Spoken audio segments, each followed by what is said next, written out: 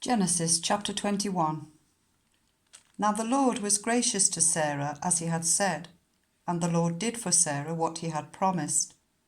Sarah became pregnant and bore a son to Abraham in his old age, at the very time God had promised him. Abraham gave the name Isaac to the son Sarah bore him. When his son Isaac was 8 days old, Abraham circumcised him, as God commanded him. Abraham was 100 years old when his son Isaac was born to him. Sarah said, "God has brought me laughter, and everyone who hears about this will laugh with me." And she added, "Who would have said to Abraham that Sarah would nurse children? Yet I have borne him a son in his old age." The child grew and was weaned, and on the day Isaac was weaned, Abraham held a great feast.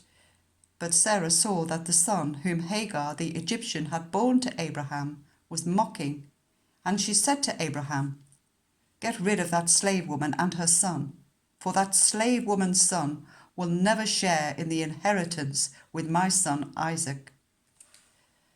The matter distressed Abraham greatly, because it concerned his son. But God said to him, "Do not be so distressed about the boy and your servant. Listen to whatever Sarah tells you, because it is through Isaac that your offspring will be reckoned. I will make the son of the servant into a nation also, because he is your offspring." Early the next morning, Abraham took some food and a skin of water and gave them to Hagar. He set them on her shoulders and then sent her off with the boy. She went on her way and wandered in the desert of Beersheba.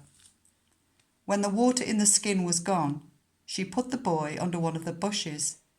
Then she went off and sat down about a bowshot away, for she thought, "I cannot watch the boy die."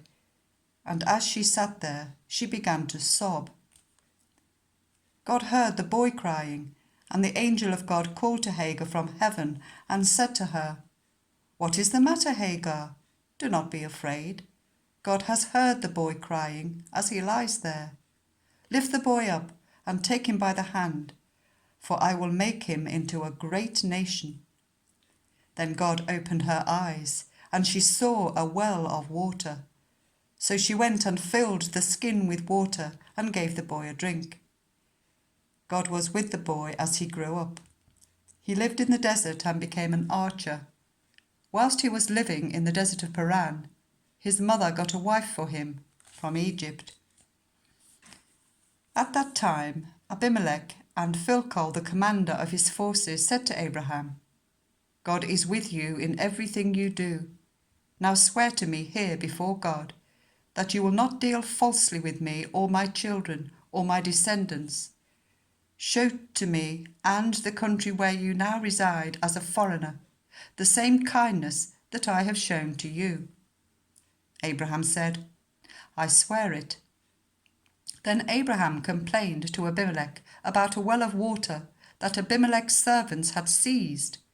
But Abimelech said, "I don't know who has done this. You did not tell me, and I heard about it only today."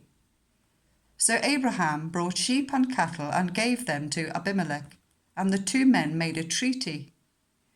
Abraham set apart 7 ewe lambs from the flock, and Abimelech asked Abraham, "What is the meaning of these 7 ewe lambs you have set apart by themselves?" He replied, "Accept these 7 lambs from my hand as a witness that I dug this well."